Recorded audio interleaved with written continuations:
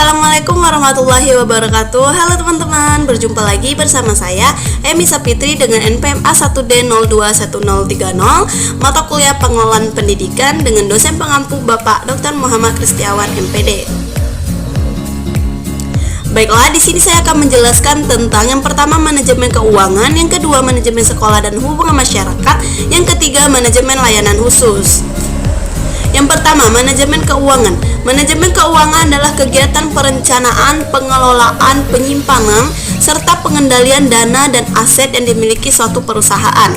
Pengelolaan keuangan harus direncanakan dengan matang agar tidak timbul masalah di kemudian hari. Tujuan adanya manajemen keuangan.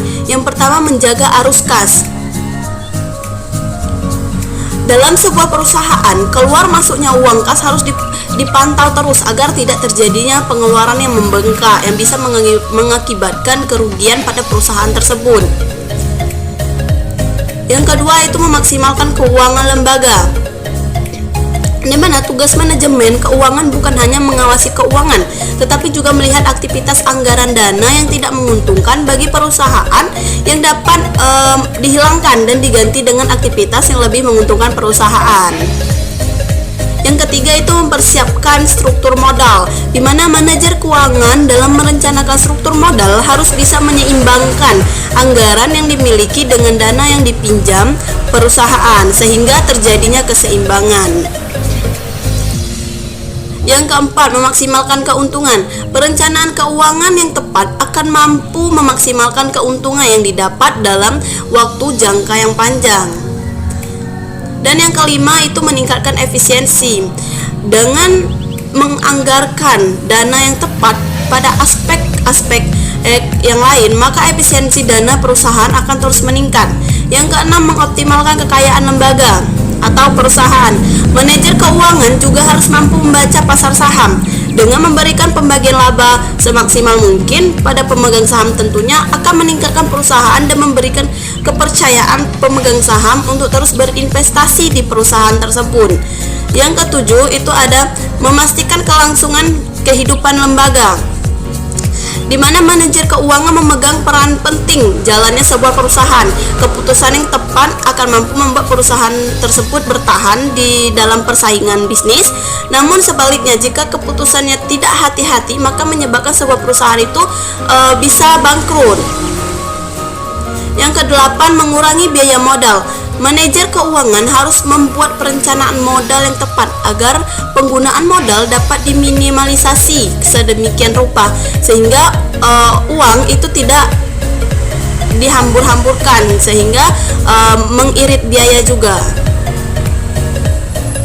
Fungsi manajemen keuangan. Yang pertama itu ada planning. Planning itu merupakan merencanakan keuangan dalam sebuah lembaga sangatlah penting, di mana perencanaan keuangan meliputi mengatur uang kas, menghitung rugi laba, merencanakan arus kas.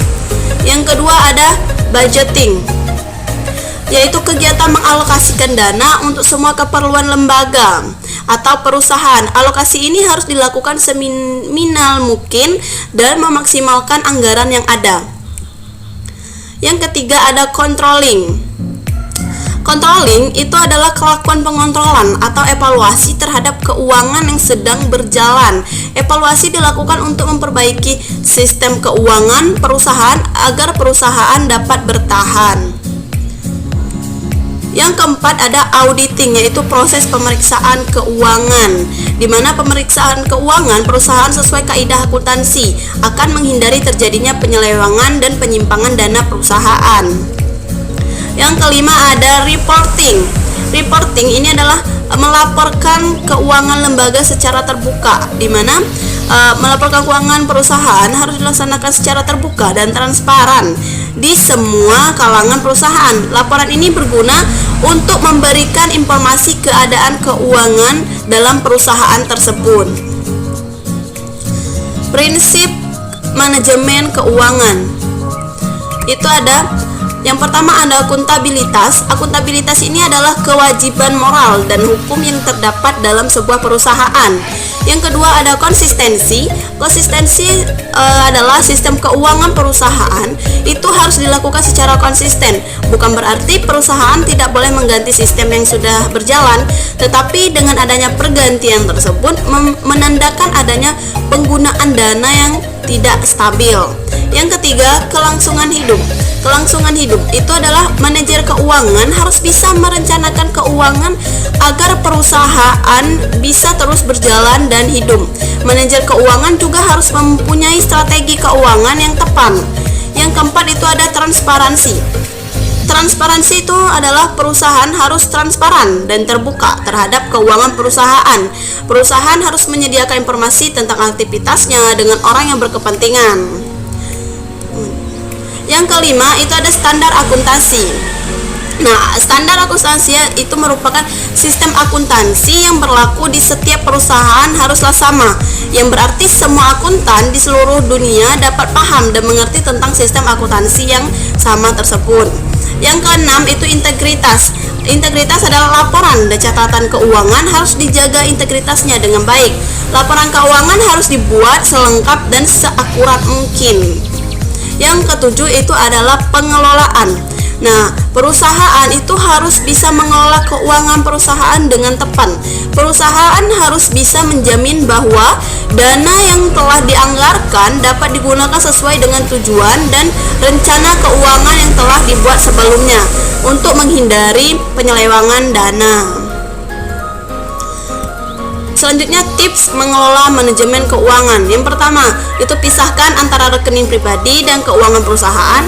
Yang kedua, alokasikan pengeluaran untuk menggaji diri sendiri. Yang ketiga, buat laporan keuangan. Yang keempat, buat catatan proyeksi arus kas. Dan yang kelima, hindari uang menginap di karyawan. Yang ketujuh, lakukan cek stok barang setiap saat. Selanjutnya, pisahkan kasir dan akunting.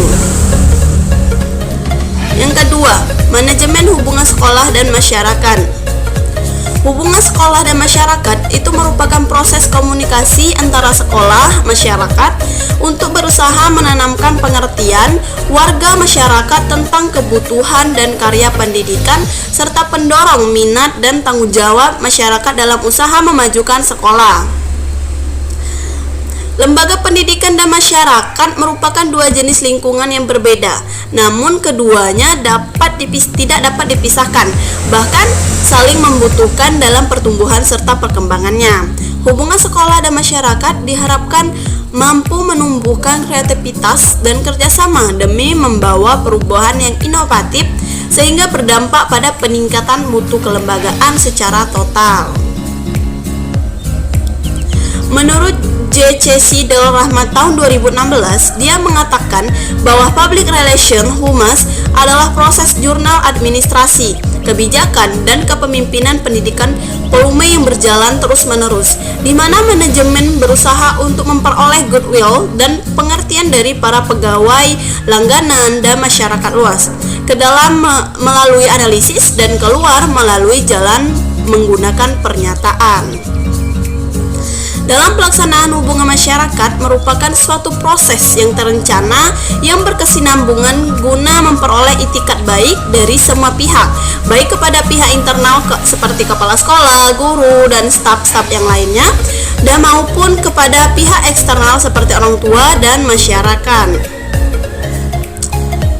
Yang ketiga itu manajemen layanan khusus. Manajemen layanan khusus adalah suatu proses kegiatan memberikan pelayanan kebutuhan kepada peserta didik untuk menunjang kegiatan pembelajaran agar tujuan pendidikan bisa tercapai secara efisiensi dan efektif. Jenis-jenis layanan khusus di lembaga pendidikan.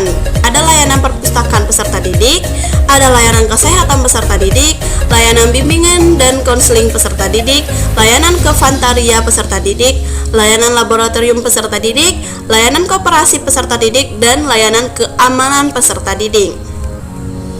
Kaitan manajemen layanan khusus dengan sarana dan prasarana. Sarana dan prasarana sangat penting untuk menunjang kesuksesan pendidikan di sekolah. Menurut Ali Imron dalam buku Perspektif Manajemen Berbasis Sekolah oleh Tim Pakar Manajemen Pendidikan tahun 2004, sarana pendidikan merupakan semua piranti yang secara langsung dipergunakan dalam proses pendidikan di sekolah. Sedangkan prasarana semua piranti yang secara tidak langsung dalam proses pendidikan di sekolah. Menurut Bafadal tahun 2003, sarana pendidikan adalah semua perangkat, peralatan, bahan, dan perabot yang secara langsung digunakan dalam proses pendidikan di sekolah. Sedangkan prasarana pendidikan adalah semua perangkat perlengkapan dasar secara tidak langsung yang menunjang pelaksanaan proses pendidikan sekolah. Baiklah, itulah yang dapat saya sampaikan dalam pertemuan kali ini. Lebih dan kurang saya mohon maaf. Saya ucapkan terima kasih.